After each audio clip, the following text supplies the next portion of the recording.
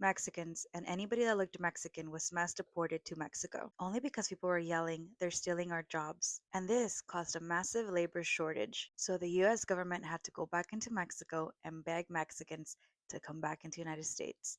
This was the Bracero Program of 1942 to 1964. The Bracero Program started right in the middle of World War II. This is when the United States desperately needed farm workers and railroad workers. The United States made a fair deal with Mexico.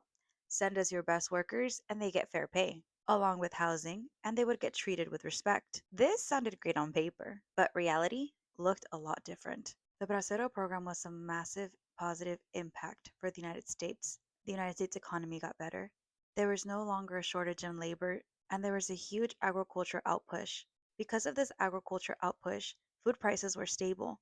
The United States was able to feed its families and its soldiers. Mexicans were still being discriminated. People were still chanting, "They're stealing our jobs." Even though the people of the United States needed Mexicans in the United States, they still didn't appreciate them, their work, and treated them like crap. And this was because the Mexican Reparation Act, which deported a bunch of Mexicans back to Mexico, started a stigma, a stereotype, and a hate towards Mexicans that we see now in 2025.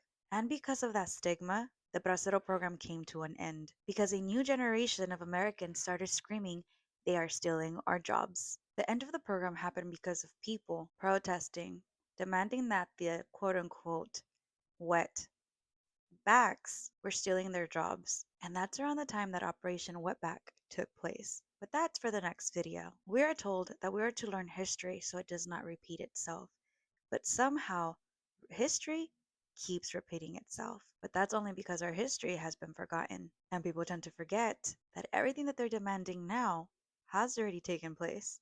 And there's already been a cause and effect. So, with the mass deportations taking place now of our field workers, our hardworking people, we are going to see history repeat itself. Was your family one of the many families that came in through the Bracero program like my family? Let me know if you knew this and let me know what you guys think in the comments below.